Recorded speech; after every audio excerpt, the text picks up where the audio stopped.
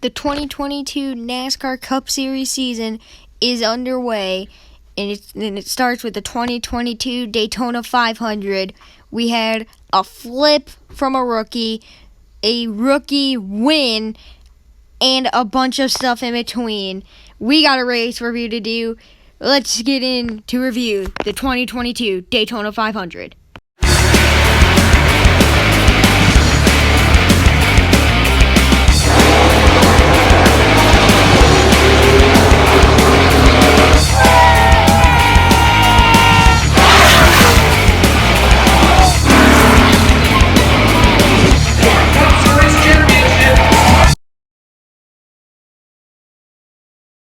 Now, before we get into the actual race review, I just want to give massive credit to NASCAR because Myatt Snyder was able to walk away from this horrible crash. I mean, you could see how quick that car slowed down. So massive credit to NASCAR to allow him to just hop out of that car.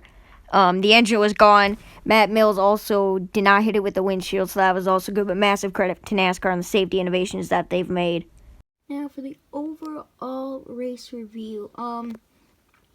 Before heading into this race, I thought it was going to be a lot of single file, just rolling around trying to save Gen 7 parts because I know they're having a part shortage. But it was actually a lot more than that. They were making a lot more risks than I thought they would be taking. And, some wrecks did happen, but that was going to be a guarantee. Lots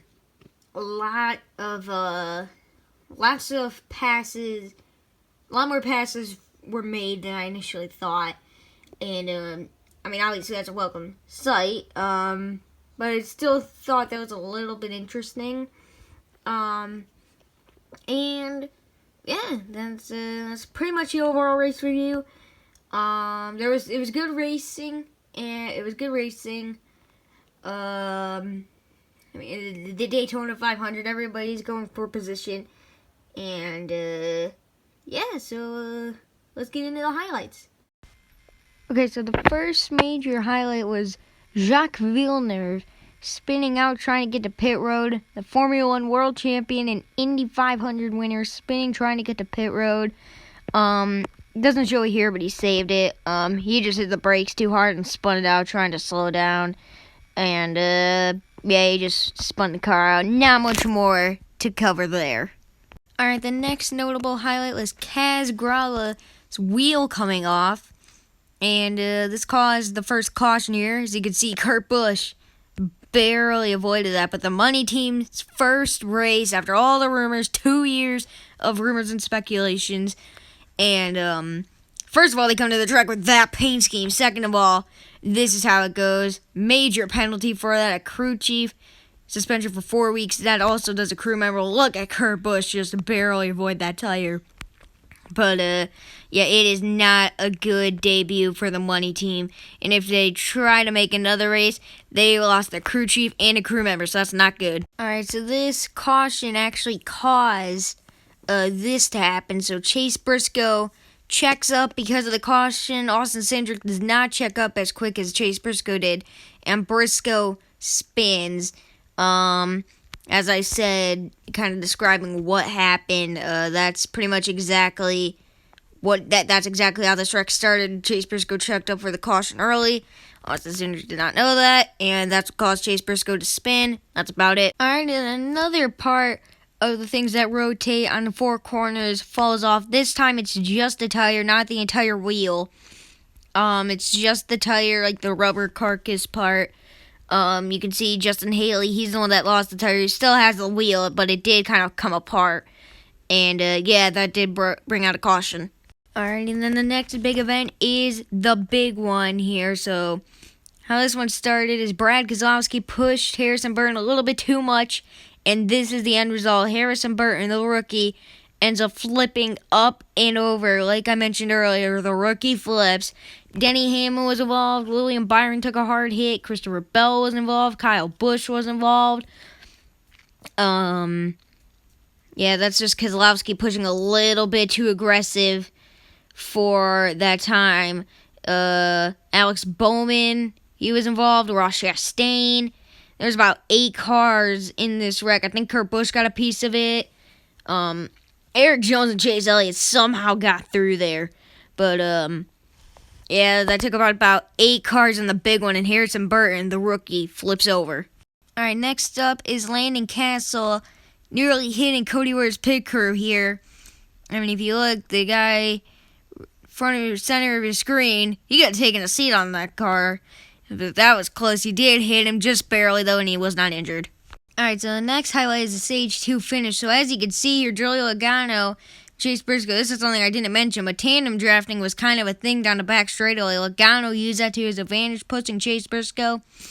It looked like he had it made to win Stage 2, but Martin Truex Jr. sweeps to the inside. Logano fights back, but Truex got him to win Stage 2 and sweep the stages. Next is this 5-car wreck involving Tyler Reddick, Jacques Vilner, Martin Truex Jr., Kurt Busch, and Joey Logano. This wreck started when Tyler Reddick got hit a little bit too hard by Jacques Villeneuve, and he spun right in front of Martin Truex Jr. had nowhere to go, and then Kurt Busch piled into Truex, Logano piled into Kurt Busch, and then you have a 5-car wreck, and many cars had to take evasive action down pit road to avoid the wreck, which is legal. Then, with 11 laps to go, Chris Buescher was slow on the top lane and not have much of a run.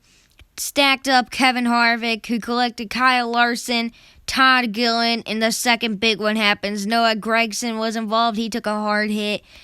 And Chase Elliott spun down. He saved it trying to avoid the wreck. That was just a big crash. Then with 6 laps to go, Ricky Stenhouse Jr. Gets turned by Brad Keselowski, takes a fender off of Bubba Wallace, collects Chris Buescher.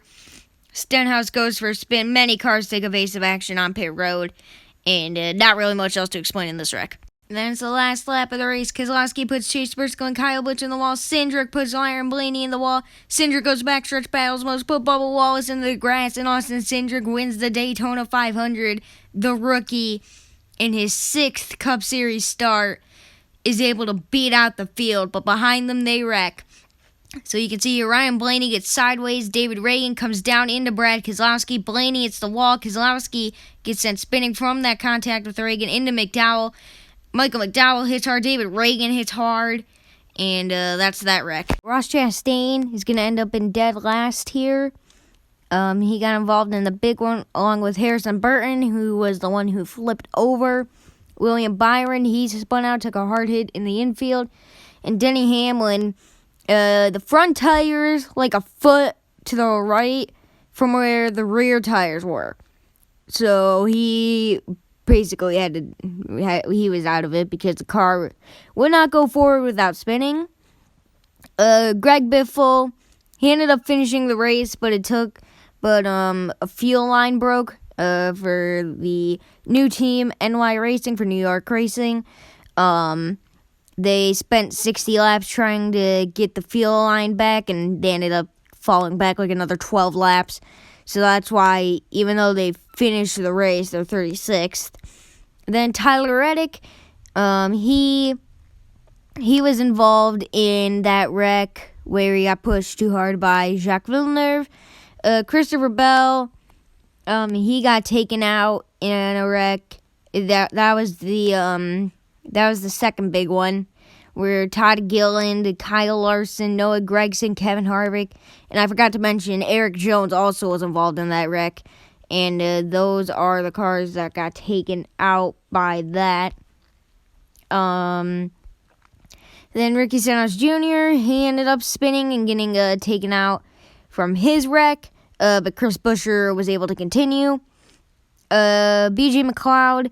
Now, all of these cars up to, I believe, 14th. Like, there were not many cars that finished on the lead lap here.